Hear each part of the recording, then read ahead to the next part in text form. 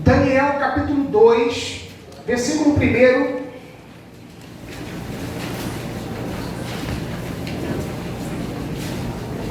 Nós estamos aqui no século VI a.C., no cativeiro, porque a nação de Judá foi levada para o cativeiro da Babilônia por causa da sua rebeldia contra Deus, em especial a idolatria, a adoração aos falsos deuses. Os profetas trouxeram palavras de repreensão. Jeremias em especial foi usado para isso, mas a nação de Judá rejeitou essa palavra de conserto. Quando Jeremias disse que eles seriam levados para o cativeiro, Jeremias foi preso, foi agredido, foi jogado numa cisterna.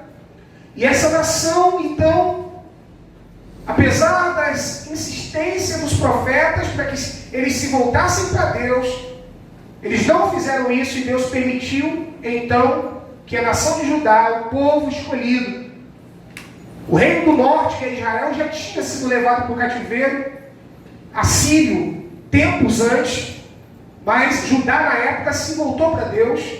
Mas agora chegou a vez, Judá e o reino do norte, Israel, não voltou do cativeiro, nunca mais voltou. E agora a nação de Judá, que era o reino do sul, é levada para o cativeiro.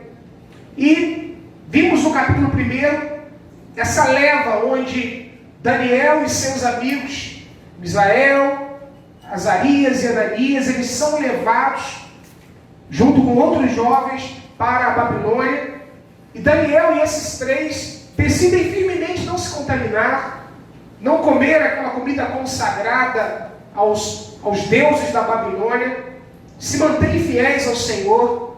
E agora nós vamos entrar no capítulo 2, que trata do sonho de Nabucodonosor, o imperador da Babilônia. E diz assim, versículo 1: no segundo ano do seu reinado, Nabucodonosor teve sonhos. Sua mente ficou tão perturbada que ele não conseguia dormir. Por isso, o rei convocou os magos, os encantadores, os feiticeiros e os astrólogos para que dissessem que ele havia sonhado. Quando eles vieram e se apresentaram ao rei, este lhes disse: tive um sonho que me perturba e quero saber o que significa.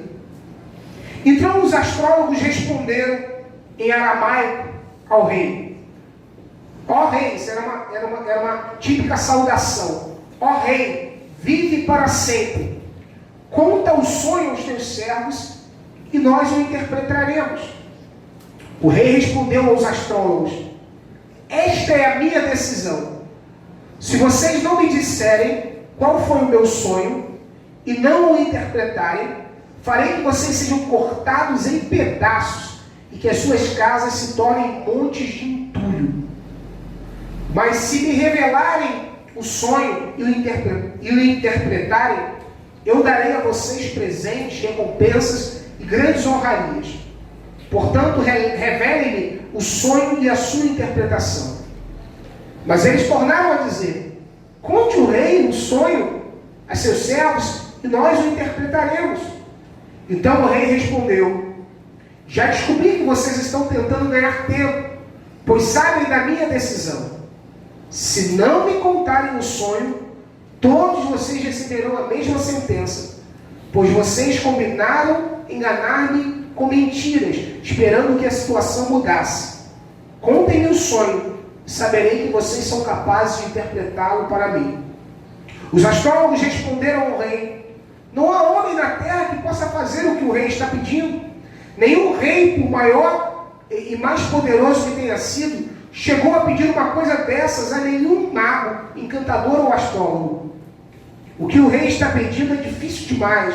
Ninguém pode revelar isso ao rei, senão os deuses. E eles não vivem entre os mortais. Olha a visão deles, né? Os deuses e eles não vivem entre os mortais, estão distantes.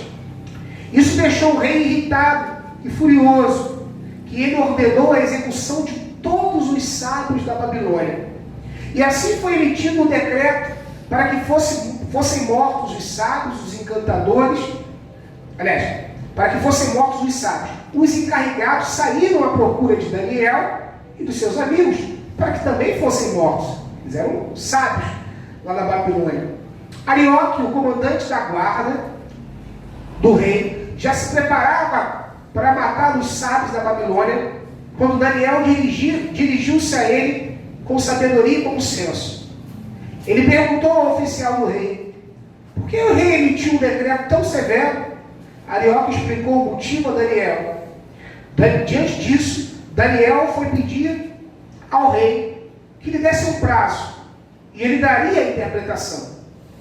Daniel voltou para casa, contou o problema aos seus amigos, Ananias, Misael e Azarias, e lhes pediu que rogassem ao Deus dos céus que tivesse misericórdia acerca desse mistério, para que ele e seus amigos não fossem executados com os outros sábios da Babilônia.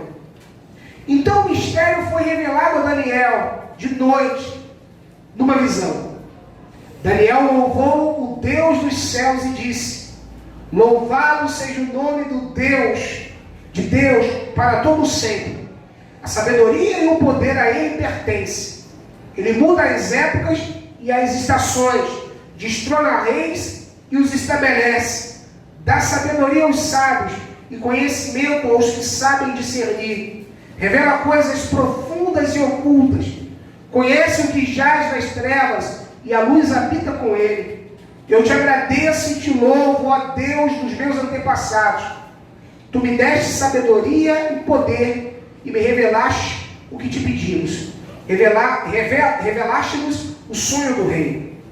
Então Daniel foi falar com Arioque, a quem o rei tinha designado para executar os sábios da Babilônia.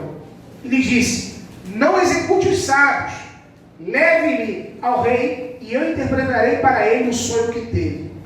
Imediatamente Arioque levou Daniel ao rei e disse: encontrei um homem entre os exilados de Judá que pode dizer ao rei o significado do sonho. O rei perguntou a Daniel, também chamado de Beltesazar: você é capaz de contar-me o que vi no meu sonho e interpretá-lo? Daniel respondeu: nenhum sábio, encantador, mago ou adivinho é capaz de revelar ao rei o mistério sobre o qual ele perguntou. Mas existe um Deus dos céus, aleluia, que revela os mistérios. Ele mostrou ao rei Nabucodonosor o que acontecerá nos últimos dias. Os sonhos e as visões que passaram por tua mente quando estavas deitado foram os seguintes. Quando estavas deitado, ó rei, tua mente se voltou para as coisas futuras, e aquele que revela os mistérios te mostrou o que vai acontecer.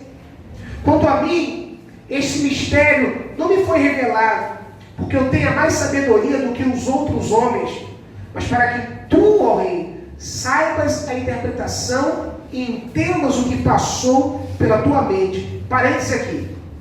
Talvez se fôssemos nós íamos nos engrandecer, tirar uma onda e dizer: olha, eu sei, porque eu sou melhor do que esses camaradas todos que estão aí.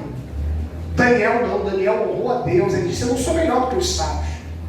Mas isso foi revelado por Deus, o Deus dos céus, que revela os mistérios, e para que tu saibas o que vai acontecer.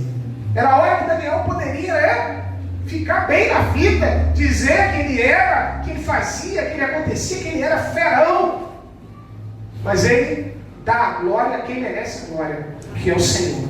E não se coloca acima dos sábios da Babilônia. Isso é importante, porque às vezes a gente consegue alguns feitos, algumas vitórias, e a gente já começa a se achar muita coisa. Daniel não roubou a glória de Deus. Isso é importantíssimo. Versículo 31. Obrigado. Tu olhaste, ó rei, e diante de ti estava uma grande estátua. Uma estátua enorme, impressionante, de aparência terrível.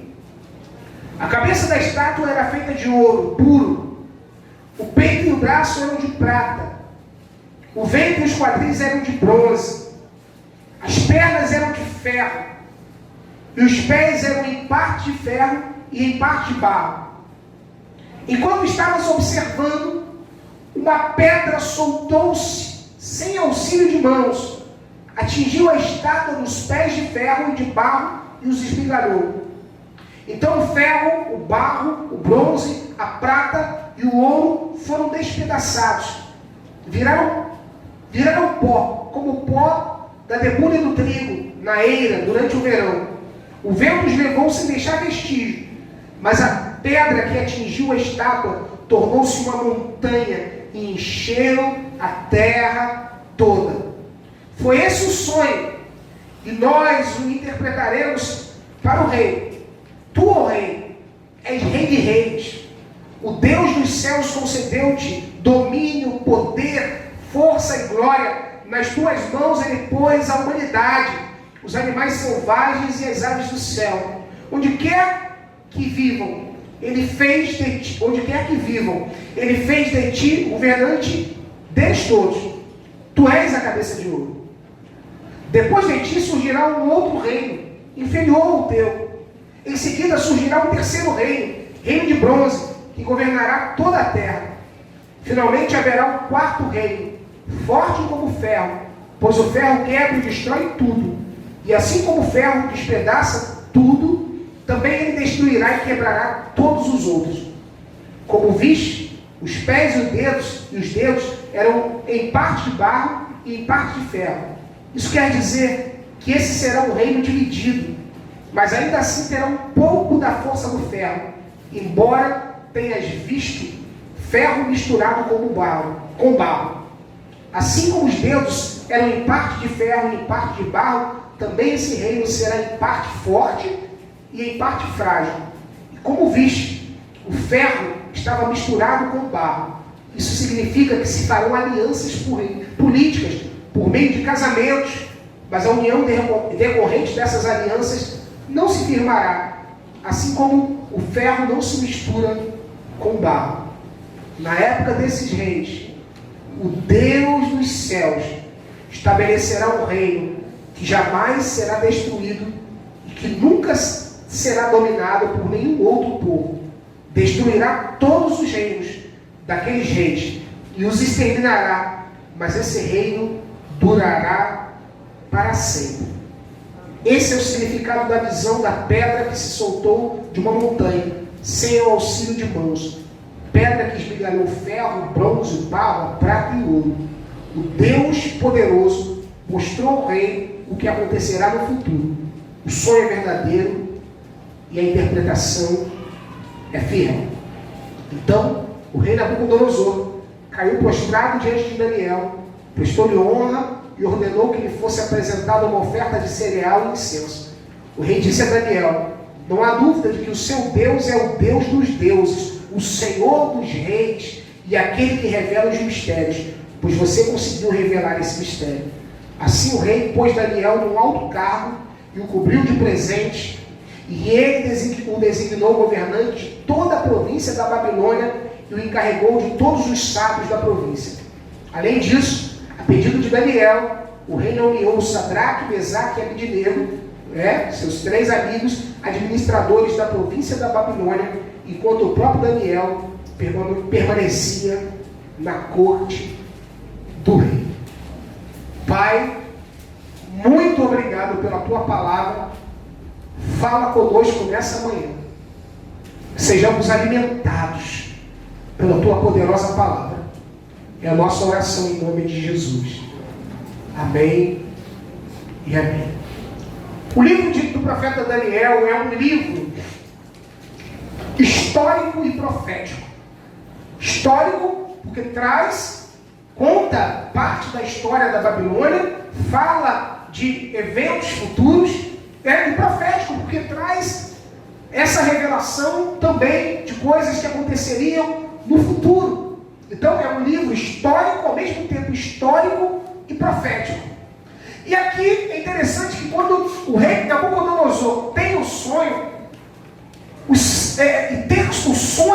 sonhos para os babilônios eram entendidos como algo espiritual, uma revelação dos deuses. Por isso que o rei fica perturbado, porque não é qualquer sonho, e eles acreditavam que os sonhos eram revelações dos deuses.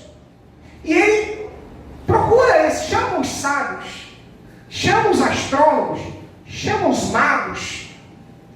Na Babilônia já se lia cartas, na Babilônia se consultava mortos, práticas, né, que obviamente a palavra do Senhor condena, mas eles não tinham ligação, não faziam parte do povo de Deus, eles tinham essas práticas.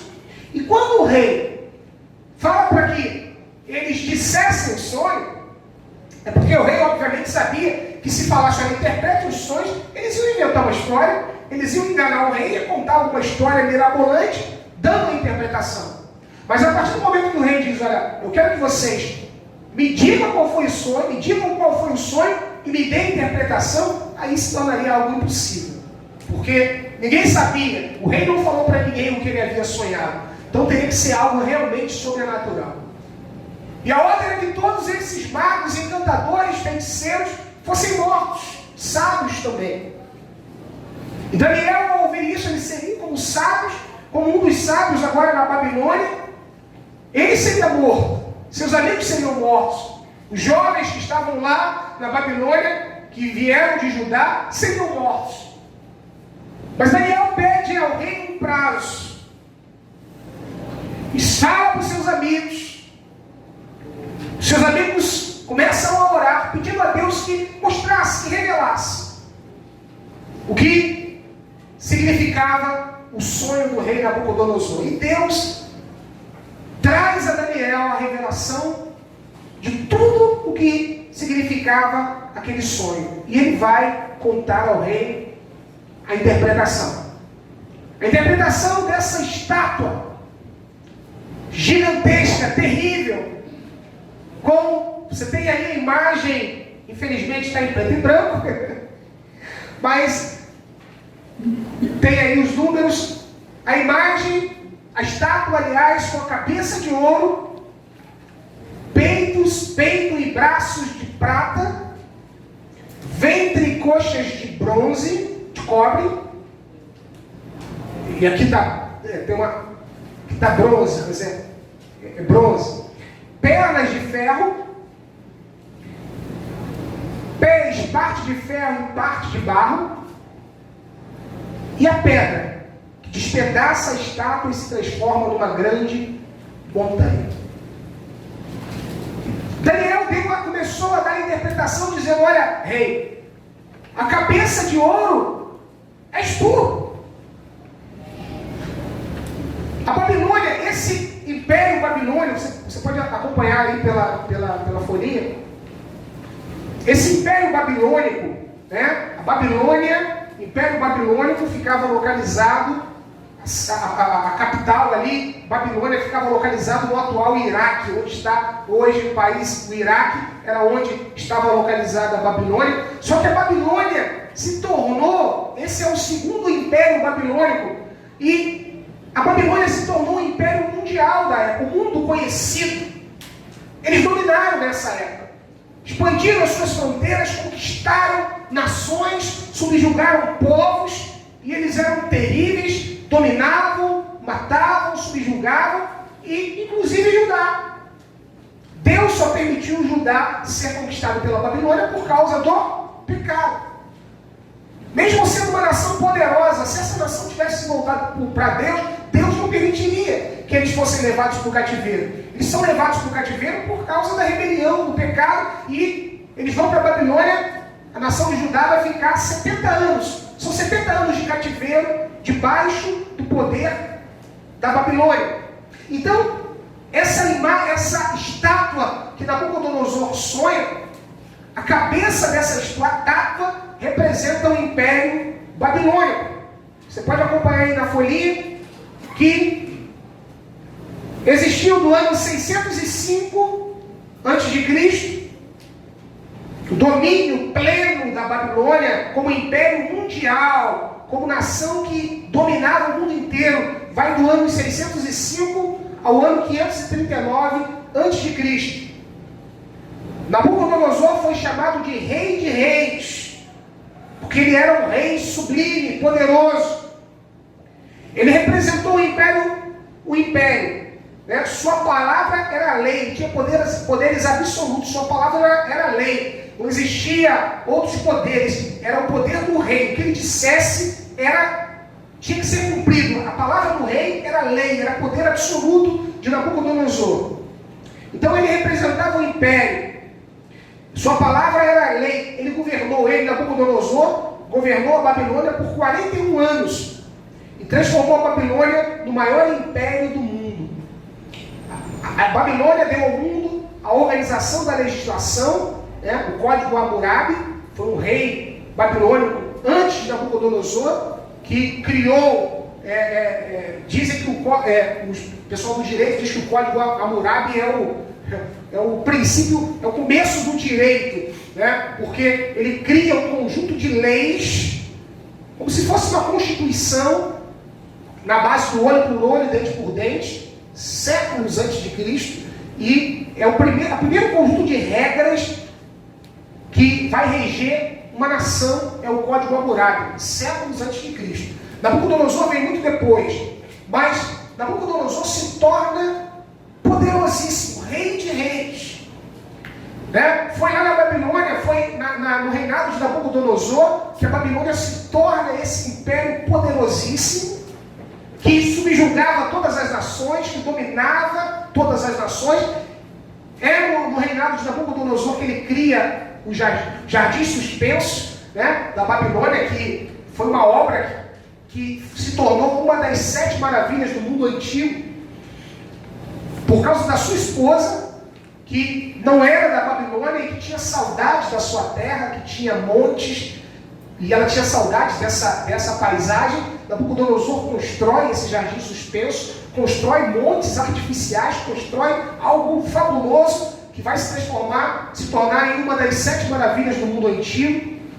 E esse homem tinha poder absoluto, ele se achava como se fosse um Deus, indestrutível, poderoso. Todos o reverenciavam, todos o tinham como Deus, era a nação mais poderosa da face da terra.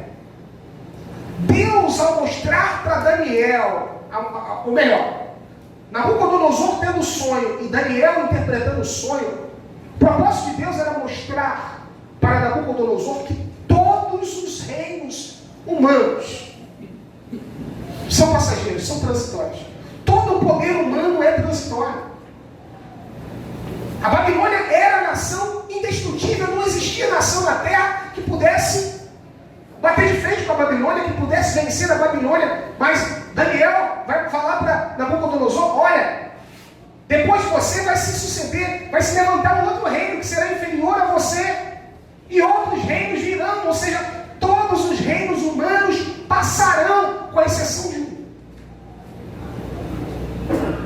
que é o 6º reino, que nós vamos ver daqui a pouquinho, que é representado por essa pedra. Que pedra é essa? Que destrói a estátua, que faz com que toda essa estátua se transforme em pó. Vamos chegar lá. Então, a cabeça de ouro é a representação de que Império Babilônico, que teve o seu domínio de 605 a 539 a.C. E Nabucodonosor, como seu rei mais importante, também chamado de rei dos reis, um homem com poder absoluto. Peitos e braços dessa estátua eram feitos de quê? De prata. O peito e os braços, que representa o Império Medo-Persa. Esse império, ele vai se levantar como um império mundial, embora fosse inferior à Babilônia, mas com o enfraquecimento da Babilônia, o Império Medo-Persa conquista a Babilônia através do imperador Ciro.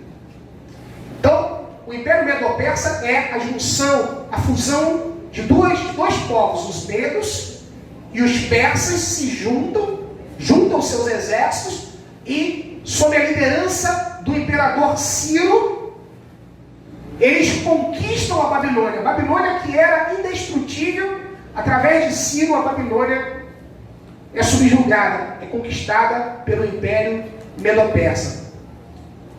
Acompanhe aí, por favor. Em 539 a.C., Ciro derrota o Império Babilônico. Interessante, se você voltar ao livro do profeta Isaías, capítulo 45,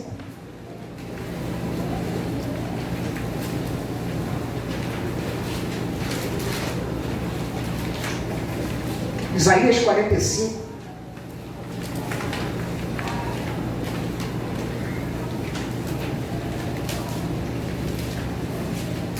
Irmãos, muitos historiadores não acreditam que Daniel escreveu esse livro lá no 6º século a.C., porque faz previsões, fala sobre o futuro. Então eles acham que alguém escreveu isso muito depois, porque traz declarações sobre o futuro com uma precisão imensa. Isaías aqui também, no capítulo 45, os incrédulos também não acreditam, porque ele vai falar de Ciro, que só nasceu 150 anos depois do livro desse texto ter sido escrito. Aqui em Isaías 45, versículo 1, vai falar de Ciro, o imperador Medo-Persa que venceu a Babilônia e que estabeleceu a Medo-Persa como o Império Medo-Persa como o Império Mundial. Isaías escreve isso 150 anos, aliás, antes de Ciro ter nascido. Aí também aqueles que não creem vão dizer, não, isso aqui foi escrito depois. Nós cremos que essa palavra é inspirada por Deus. E Deus é poderoso, Ele que é onisciente. Amém? Amém. Deus conhece passado, presente e futuro. Para Ele não há, para Deus nem existe passado, presente e futuro.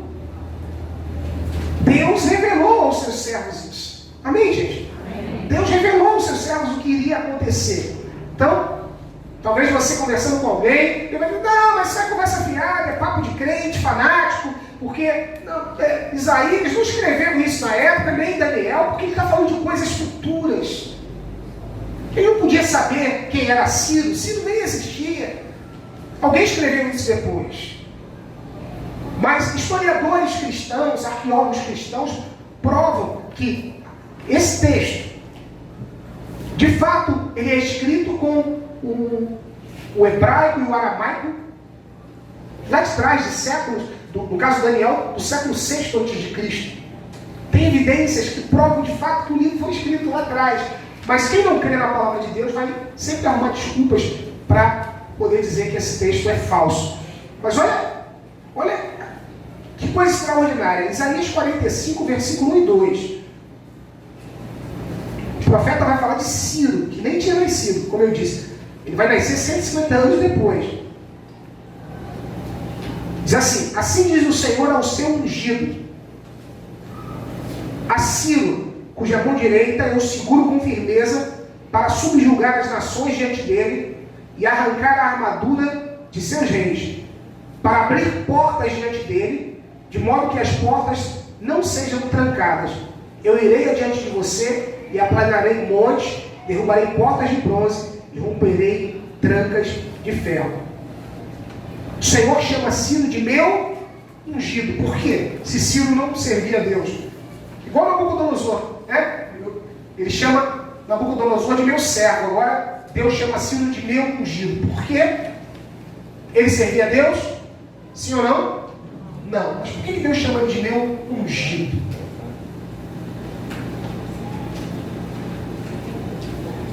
Pode responder, gente. Se ele não era... Para usar os propósitos dele. Exatamente. Escutaram o que o Giovanni disse? Fala de novo, fazendo favor. Para usar os propósitos dele. Exatamente. Ele não era servo de Deus, não conhecia Deus, mas Deus chama ele de meu servo porque ele estava, mesmo sem saber, atendendo os propósitos de Deus, fazendo a vontade de Deus. Queridos, Deus tem domínio sobre todas as coisas. Amém. Sobre todos os seres humanos, até Satanás, até o maligno. Entenda isso, pode ser um instrumento de Deus, Até ele pode ser um instrumento de Deus, porque Deus tem domínio sobre tudo. Então, Deus usa esse homem Ciro para subjugar a Babilônia. E foi importante Ciro fazer isso, porque é Ciro que vai escrever lá a autorização para que os judeus voltem para casa, depois dos 70 anos de cativeiro. É Ciro que vai dar autorização para que os judeus voltem para a sua terra depois do cativeiro. Então, por abençoar o povo de Deus, por atender aos propósitos de Deus, mesmo sem ele saber quem era Deus, Deus o chama de meu ungido. Amém? Há pessoas que vão ser usadas por Deus para abençoar você, ou até para te perseguir, se for o caso. Se Deus quiser tratar na sua vida naquela área, aquela pessoa vai estar atendendo um propósito de Deus, mesmo sem servir a Deus. Você entende isso? Deus usa pessoas. Deus é soberano sobre todas as coisas. Então, para a gente fechar aqui, eu vou trazer semana que vem um videozinho.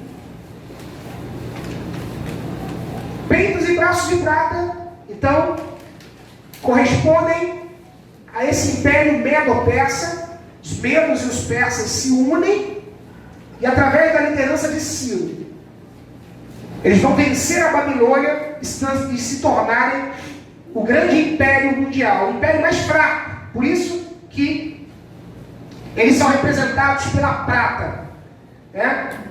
Peito e braços. 2 braços então representam a junção de 2 povos, os medos e os persas. Esse império vai do ano 539 a.C. a 331 a.C. Então, em 539 a.C., Ciro derrota o Império Babilônico. Como a figura já indica, os 2 braços ligados pelo peito representam um império que seria formado pela união de 2 povos, os medos e os persas. Nesse reinado, o rei não estava acima da lei, como era na Babilônia, mas sujeito a ela. Ou seja, a lei era menor do que o rei. No Império Medo-Persa, a coisa era mais... Existiam leis que estavam acima do rei, ao contrário da Babilônia, em que o rei tinha poder absoluto. O rei tinha menos autoridade. O Império Medo-Persa deu ao mundo o aperfeiçoamento do sistema tributário, né? Cobrança de impostos. Que pena, né?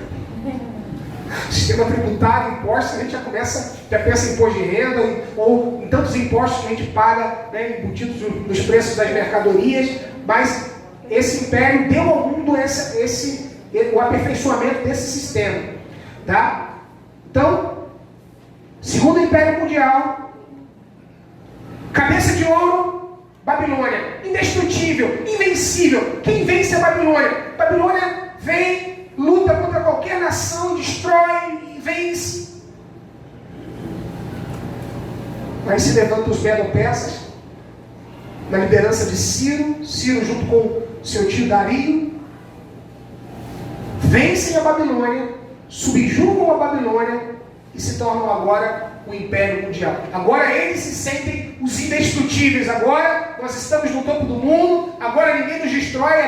A Medo-Pérsia é o império, indestrutível, invencível. Todos os reinos dos homens se levantam e caem.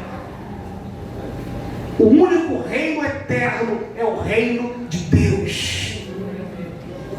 O único reinado eterno é o reinado do Senhor. Esse reino é eterno, indestrutível. Por isso, queridos, que nós podemos descansar, porque nós servimos aquele que reina. Você serve aquele que tem todo o poder. Amém? Você serve ao Todo-Poderoso. Eu não tenho que ter medo de nada nem de ninguém, porque eu sirvo ao Todo-Poderoso. Amém? Não há o que temer.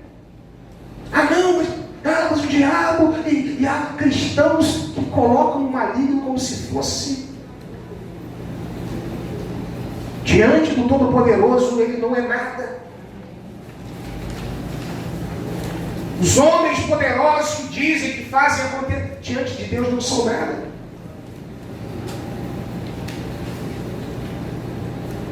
Dizem, eu não posso fazer essa afirmação categórica, tá? Então eu vou citar esse exemplo que me veio à mente, mas dizem que o Tancredo Neves, antes dele assumir a presidência, ganhou de forma indireta em 1985 para ser presidente, e dizem que ele disse para alguns assessores dele na época: nem Jesus Cristo me impede de subir a rampa do Planalto. Ele subiu? Não. No dia da posse ele já estava internado, e foram 13 cirurgias até a sua morte. E aí o José Sarney assumiu o poder. A presidente, que era o vice, assumiu a presidência do Brasil em 85. Nem Jesus Cristo me impede de subir. Vou fechar aqui no Império Grego.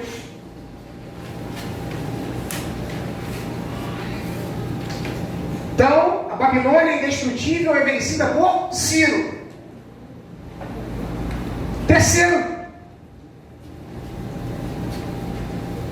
o ventre e quadris dessa estátua eram de quê? De bronze. Repare que os metais vão se tornando menos nobres, do ouro, a prata, o bronze.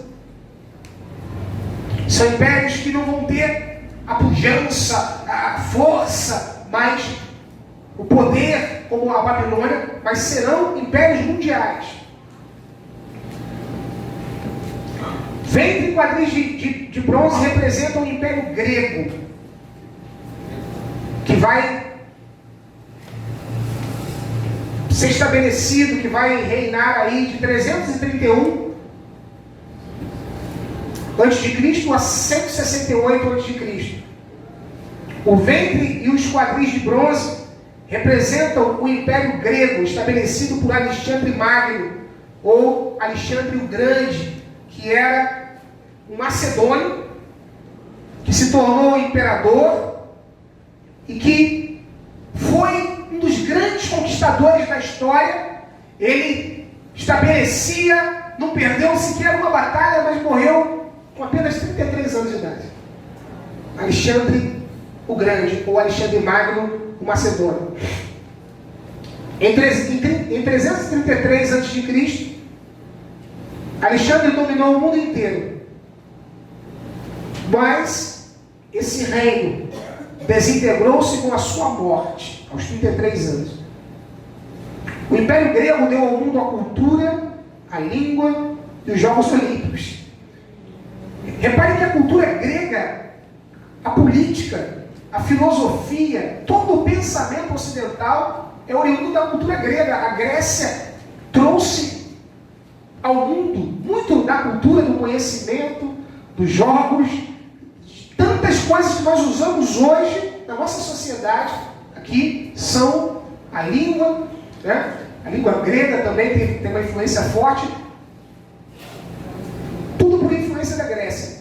Os grandes filósofos gregos que influenciam o pensamento ocidental até os dias de hoje vieram da Grécia. E Alexandre, sendo um macedônio, um jovem imperador, ousado, guerreiro, ele vai conquistando e ele estabelece que conquistaria, tomaria posse do Império Medo-Persa. E parecia algo impossível, ele vai para essa batalha, conquista, só que ele não consegue manter por muito tempo, porque ele morre cedo, jovem ainda, aos 33 anos. E a partir da sua morte, esse império começa a se desintegrar. Então, ainda vai perdurar um pouquinho, mas ele começa a se desintegrar a partir da sua morte. Então, é um império que vai do ano 331 ao ano 668 a.C. Por que é importante nós entendermos isso? Talvez alguém esteja sentado aqui nesse banco dizendo: poxa, legal, o pastor está falando aí de história. Por que isso é importante? E aí, para finalizar, nós participarmos da mesa. É o salto. Você está em Daniel 2?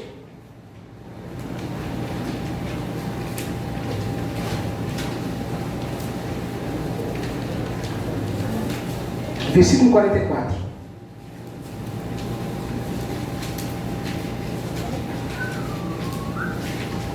Na época desses reis, o Deus dos céus estabelecerá um reino que jamais será destruído e que nunca será dominado por nenhum outro povo. Destruirá todos os reinos daqueles reis e os exterminará. Mas esse reino durará o quê? Para sempre. João capítulo 18.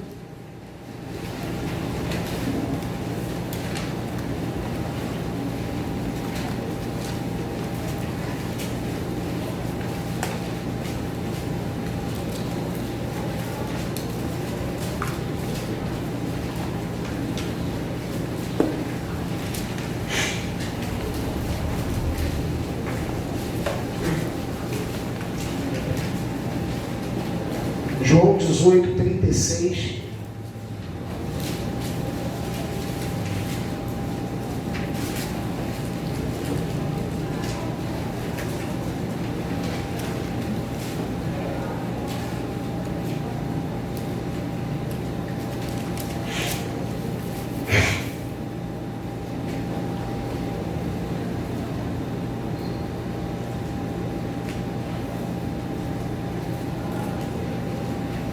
Diante de Pilatos, Jesus responde, versículo 36. Disse Jesus: o meu reino não é deste mundo. Se fosse, os meus servos lutariam para impedir que os judeus me prendessem. Mas agora, o meu reino não é daqui. Em Lucas 17, 20,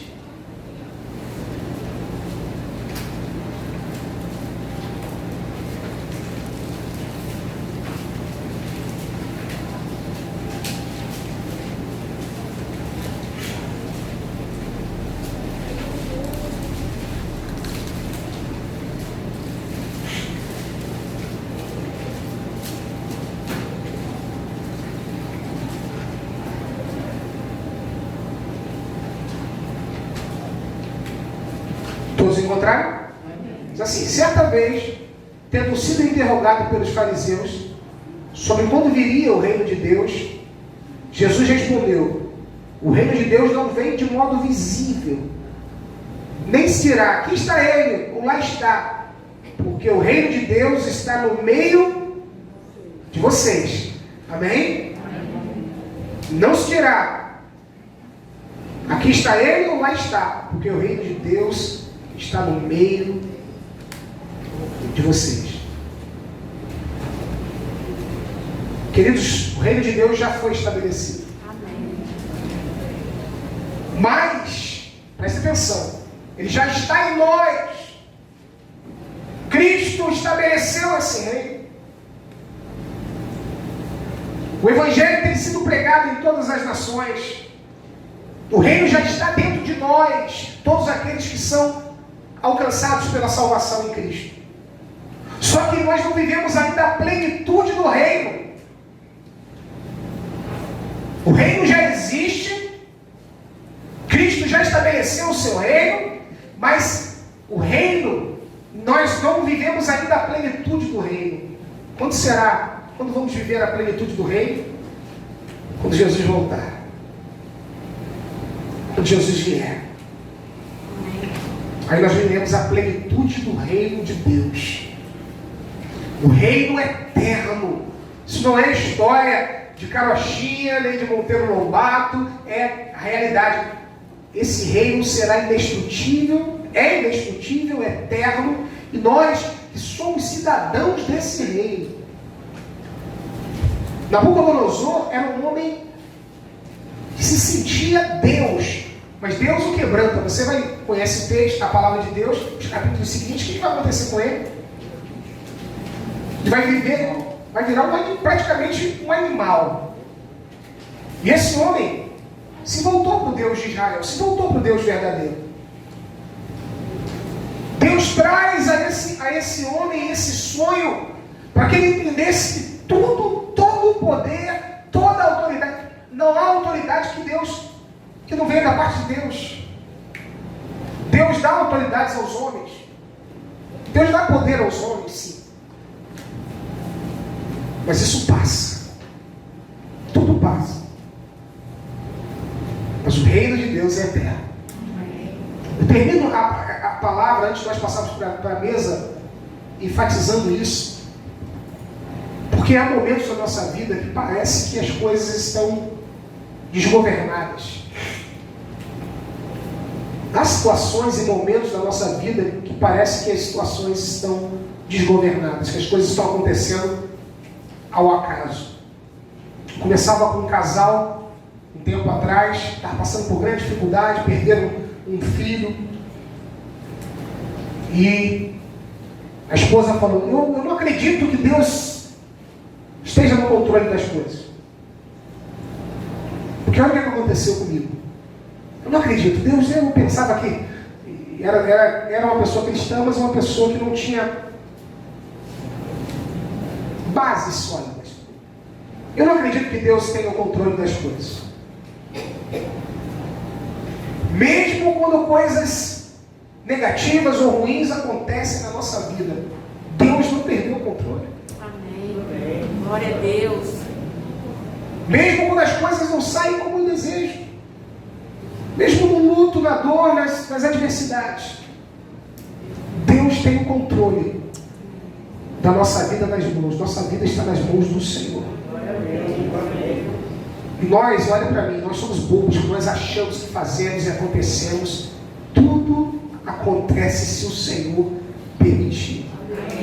Eu tenho planos para a minha vida daqui a 30 anos.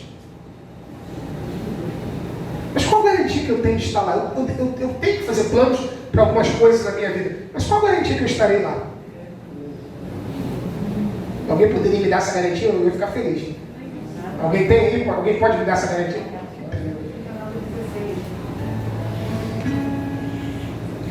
Sua vida está nas mãos do Senhor. Amém. Glória a Deus. Tudo passa. Mas aquele que faz a vontade do Senhor, esse permanece para sempre. Semana que vem eu quero ver os outros reinos. Vamos ver um videozinho. Vou trazer, tá, Luiz? Para a gente assistir. Não vamos correr, vamos ficar no capítulo 2 ainda. Eu peço a você, por favor, não jogue fora essa folhinha. Traga, por favor, na semana que vem. Eu vou trazer só uma quantidade, um pouquinho a mais, para quem não veio. Mas aí eu peço a você que traga a sua, tá bom? Para que possamos continuar esse estudo. Alguma pergunta até esse momento, gente? Ou vocês preferem deixar para a semana que vem? Mas se tiver alguma agora, pode fazer.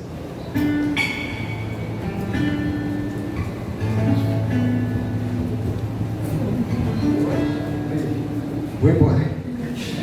Cadê a Carolina? Carolina não veio hoje, não tem pergunta, né? Amém? Deixa para a semana que vem.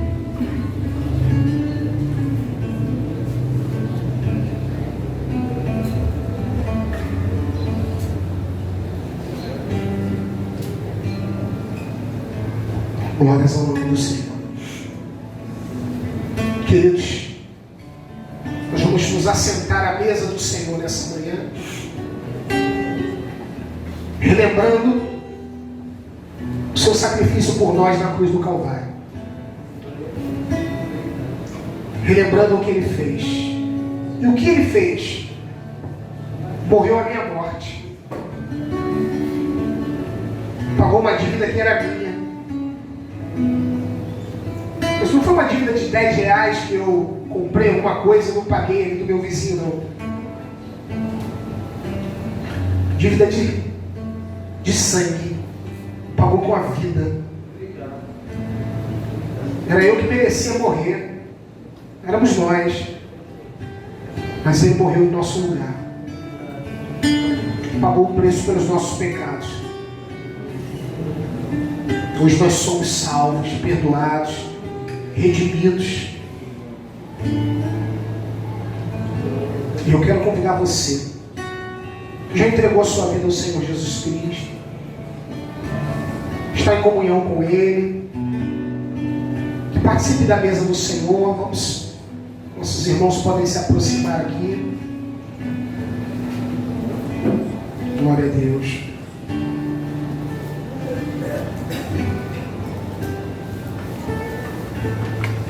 Receba os elementos da mesa do Senhor nessa manhã. Receba os elementos.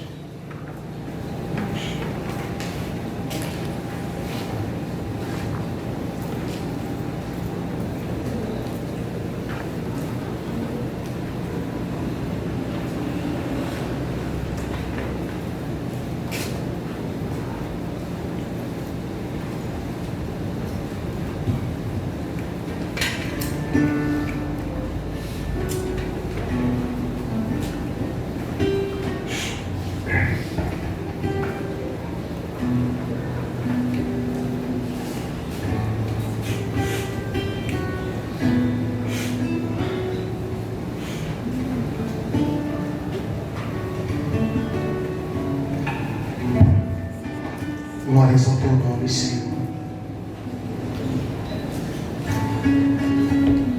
Que privilégio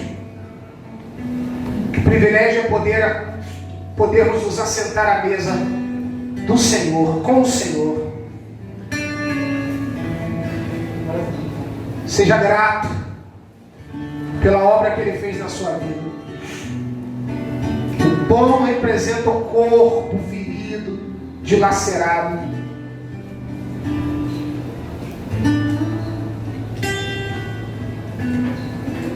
O cálice representa o sangue dele, que nos purifica de todo o pecado.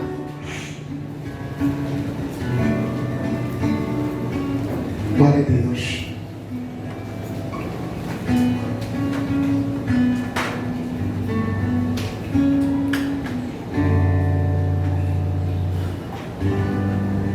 Certamente, Ele tomou sobre si as nossas enfermidades, sobre si levou as nossas doenças. Contudo, nós o consideramos castigado por Deus atingido e afligido. Mas Ele foi transpassado por causa das nossas transgressões, foi esmagado por causa das nossas iniquidades. O castigo que nos traz paz estava sobre Ele, e pelas suas feridas fomos curados. Todos nós, como ovelhas, nos desviamos. Cada um de nós se voltou para o seu próprio caminho. E o Senhor fez cair sobre Ele a iniquidade de todos nós. Ele foi oprimido e afligido, e contudo não abriu a sua boca, como um cordeiro. Foi levado para o matadouro, e como uma ovelha que diante dos seus tosqueadores fica calada, Ele não abriu a sua boca.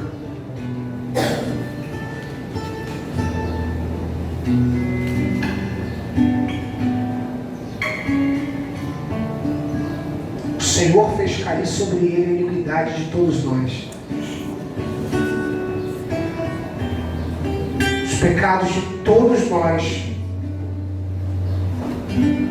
caíram sobre Jesus. Lá na cruz Ele derramou seu sangue inocente para nos justificar. A lei diz: a alma que pecar, essa morrerá. Ele morreu no nosso lugar. E agora nós somos perdoados, reconciliados. Estávamos separados por causa do pecado, mas agora fomos reconciliados com Ele. Queridos, eu convido você a se colocar de pé nessa manhã.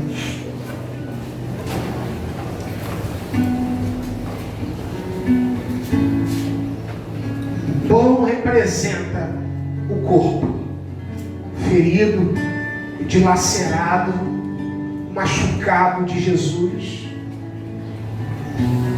Ainda que eu me dedique à obra de Deus, que eu dê a minha vida pelo Evangelho, ainda vai ser pouco. Não vai ser suficiente para pagar o que Ele fez por mim. Mas o que Ele pede de nós? Fidelidade,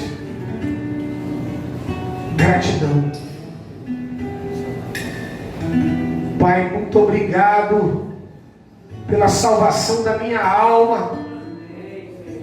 Muito obrigado pelo perdão dos meus pecados.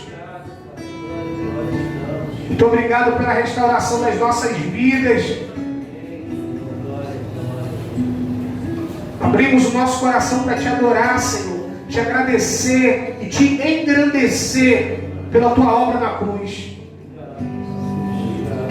Louvado seja o teu nome, Senhor, porque somos agora cidadãos do teu reino eterno, indestrutível.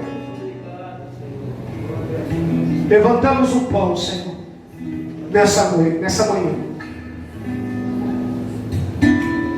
O Senhor, na noite em que foi traído, tomou o pão e, tendo dado graças, partiu e disse: este é meu corpo que é dado em favor de vocês, façam isso em memória de mim. Com alegria nessa manhã, abençoamos o pão no nome do Pai, do Filho e do Espírito Santo. E a igreja do Senhor diga amém. Comamos dele todos.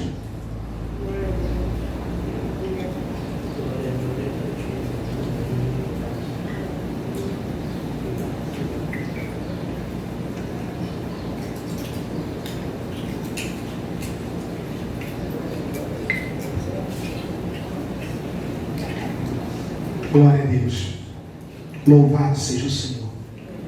Semelhante modo, depois de haver ceado, tomou o cálice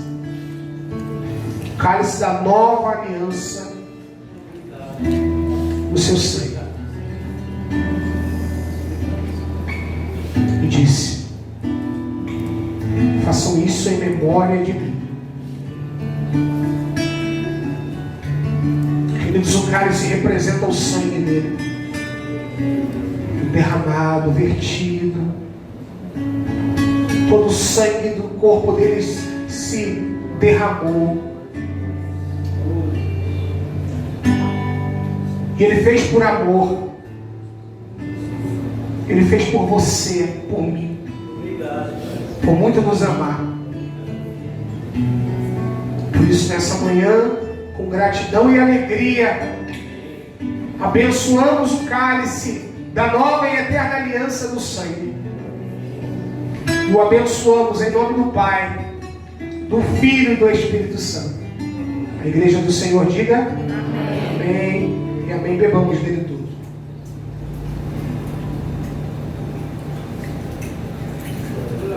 Glória a Deus. Louvado seja o nome do Senhor. Engrandeça o nome do Senhor. Aleluia. Glória a Deus. Glórias ao nome do Senhor. Muito obrigado, Senhor, pelo teu sacrifício, pelo teu amor, pelo teu cuidado.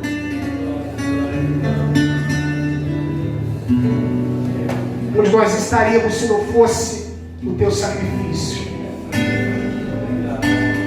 Condenados eternamente, sem Deus, sem paz e sem salvação.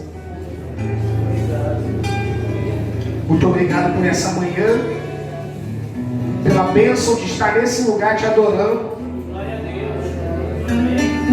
Fortaleça o teu povo, leva teus filhos em paz, debaixo da tua bênção, cuidado, proteção, livramento.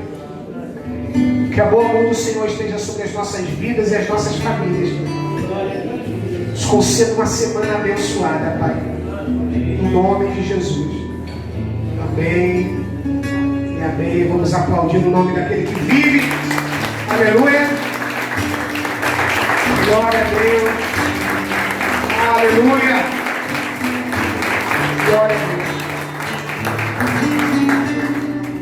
Queridos, próximo domingo não falte. Vamos aprofundar o capítulo 2, ver os outros reinos, ver um vídeo com um resumo sobre esses 4 reinos, e será uma bênção. Amém? Queridos, que a graça do Senhor Jesus Cristo, o amor de Deus, o nosso Pai, e as doces consolações do Espírito Santo sejam sobre todos nós, não só hoje, mas em todos os dias das nossas vidas. Amém e amém. Deus abençoe. Desculpe o horário. Na paz de Cristo.